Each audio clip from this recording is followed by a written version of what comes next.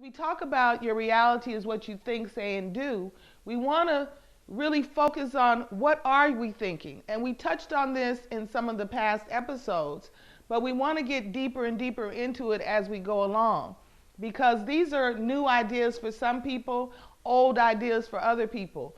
But once you get it, you want to keep reiterating it, reintroducing it into your thought processes. Your perception of reality is really, really critical. And you can change your perception on the dime. If you've ever been happy, if you've ever been healthy, if you've ever been fulfilled, you can call that state back at any time. You can remember what you felt like when you were on top of the world. Remember what it felt like when you achieved something of greatness. Remember what it felt like when you felt really satisfied in life. And pull those feelings back because everything is done easier with a light heart.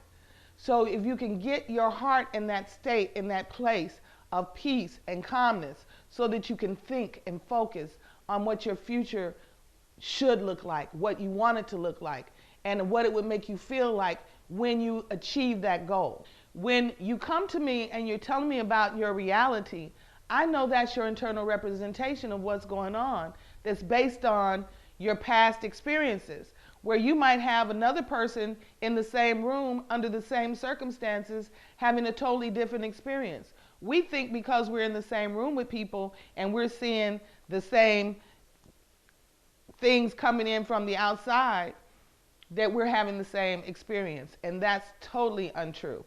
Everyone is having a different experience based on their own internal representation of what's going on, because we all have a tendency to delete certain information and to generalize certain information and to distort certain information, because there's so many things going on. There's no way that you can focus on all the things that are going on around you at the same time. When you're dealing with people, you have to understand that they're not having the same experience as you are.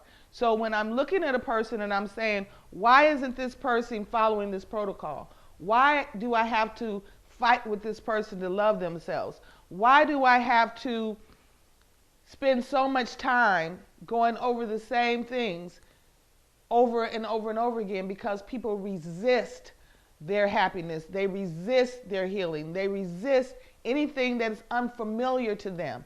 They're so accustomed to the pain. They're so accustomed to the sickness. They're so accustomed to the discomfort that it becomes a comforting situation to be in discomfort. As ridiculous as that sounds, that's actually the case. You have to begin to become aware of what benefits you're getting from your sickness. And people get really upset when I talk about this, but you have to be honest with yourself.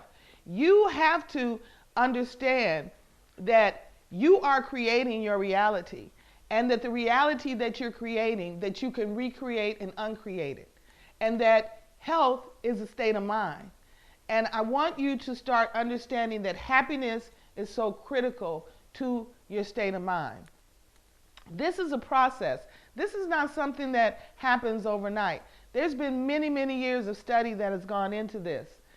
And I'm still learning. I'm still growing. I'm still perfecting the way that I think. I'm still perfecting the conversations that I have with myself, my internal conversations, to believe unlimited things about myself, to believe beautiful and wonderful things about myself, because we've been taught not to say good things about ourselves, not to feel good about ourselves, not to brag about ourselves. You can talk all day long about the terrible things that are going on in your life to the people closest to you, but begin to tell them about something good happening. You got about 2 minutes and they have something they need to do. And it's not done intentionally. It's just this is the way we're programmed. So we're going to begin to peel back these programs so that you can begin to understand how you've been programmed, how you've been conditioned to believe a certain way about yourself and certain mistruths about yourselves, and how it's so ingrained in you, and how you do it without even thinking about it, how you limit yourself, how you speak negatively to yourselves and you're not even aware of it. I still catch myself saying things to myself that I'm just totally appalled at. Your perception of reality, remember, is based on your own internal representations. The map is not the state. It is not the territory. So because you have mapped this out in your mind doesn't mean that this is the actual land that you're in. We know that we delete, we distort, we generalize things, and you got to be aware of that. When you're telling your story, remember that you're not getting all the details. So when you want to know, why did I get sick? Why did this happen to me? How did I get into this situation? You have to begin to take responsibility for your thoughts, for your feelings, and for your emotions.